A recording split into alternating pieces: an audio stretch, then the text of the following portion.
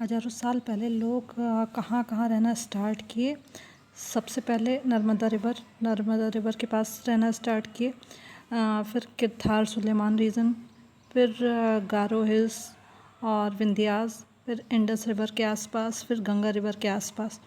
फिर ये जो नर्मदा रिवर के आसपास जो रहते थे वो स्किल्ड गैदरर थे, मतलब उनको बहुत अच्छी इन्फॉर्मेशन और नॉलेज थी कि कौन से पेड़ फ़ायदेमंद है, कौन नुकसानदेह है, कौन सा फ्रूट फ़ायदेमंद है, नुकसानदेह है। और ये हंटिंग करते थे, शिकार करते थे जानवरों का। उसके बाद किरथार और सुलेमान रीजन, नर्मदा रीजन जो है ये साउथ की ओर है और नर्मदा रिवर के साइड वाला रीजन, और किरथार सुलेमान रीजन जो है वो पाकिस्तान के साइड में है। पहले किरथार पड़ता है, उसके बाद सुलेमान पड़ता है। तो इसमें लोग विलेज में रहना स्टार्ट कर दिए थे और इन्होंने फसलें उगानी चालू कर दी थी, जैसे वीट और बाजरे की, और इन्होंने जानवर पालने भी स्टार्ट कर दिए थे। गारो हिल्स नॉर्थ ईस्ट के साइड वाला एरिया है और किरथार रीजन में 8,000 साल पहले रहते थे वहाँ पर। और गारो हिल्स नॉर्थ ईस्ट के साइड है, विंध्यास सेंट्रल के साइड है। विंध्यास में ही सबसे पहले चावल उगाना स्टार्ट किया था।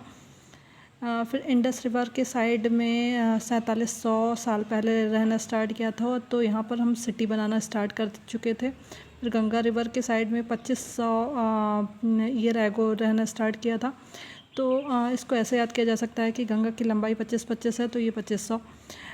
यहाँ पर मगध किंगडम एक तरह से स्टार्ट हो चुका था गंगा रिवर के साउथ में, क्योंकि सबसे पहले अगर कहीं का ऑक्यूपेशन बदलता है तो वहाँ की इकोनॉमी बदलती है, और इकोनॉमी बदलती है तो वहाँ की पॉलिटी भी बदलती है।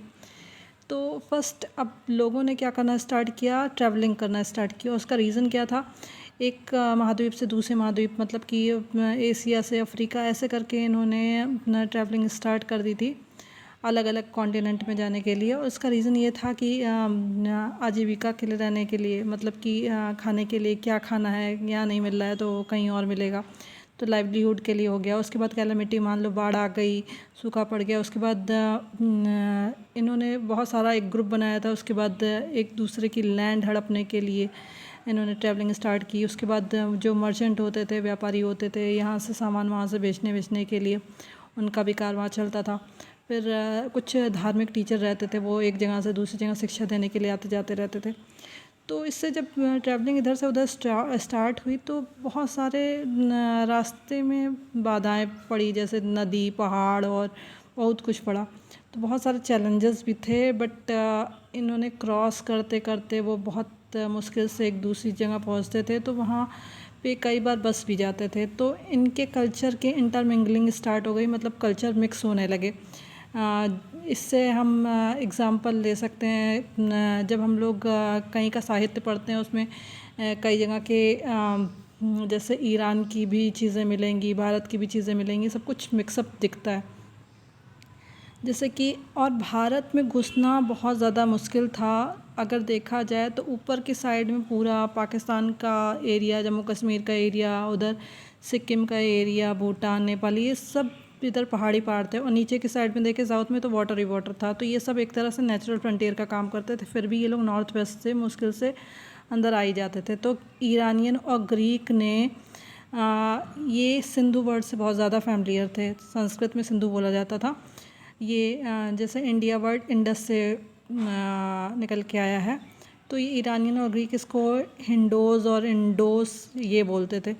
और भारत वर्ड जो है वो नॉर्थ वेस्ट वाले इसको भारत बोलते थे वहाँ के लोग। तो फिर हमको ये सारी चीज़ें पता कहाँ से चली कि पहले लोग नर्मदा रिवर के आसपास बचे, किरथार सुलेमान रीजन के पास बचे। ये कुछ मैन्युस्क्रिप्ट मिली थी, मतलब हाथ से लिखी हुई, जैसे पत्ती पर, छाल पर, अलग अलग चीज़ों पर पहले के लोग लिखते थे।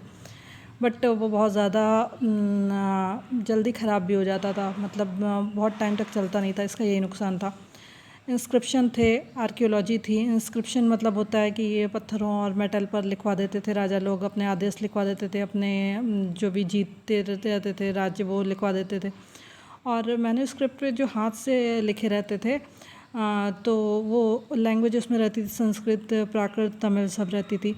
और ये मैन्युस्क्रिप्ट जो होती थी उसमें लेटर, साइंस सब रहते थे। और उसमें किसके किसके बारे में लिखा रहता था, जैसे धर्म के बारे में, राजाओं के बारे में, राजाओं के शासनकाल के बारे में, मेडिसिन के बारे में, साइंस के बारे में। मतलब ये मैन्युस्क्रिप्ट था बहुत इंफॉर्मेशन वाला, बट ये जल्दी ही ख़राब हो गया। इंस्क्रिप्शन बहुत मुश्किल से कुछ चीज़ें हमको मिल पाई हैं। इंस्क्रिप्शन में तो हम बता ही चुके, आदेश और विक्ट्री होती थी राजाओं की। और आर्कियोलॉजी इंस्क्रिप्शन का एक एग्जांपल भी दिया है, कांधार इंस्क्रिप्शन जो अशोका का था अभी अफ़गानिस्तान में। और फिर इसमें आर्कियोलॉजी में जैसे कि हम लोग आर्कियोलॉजी में बहुत सारी चीज़ें रख सकते हैं, जैसे कि आर्किटेक्चर रख सकते हैं, टूल रख सकते हैं, बिल्डिंग रिमेन, ये सारी चीज़ें।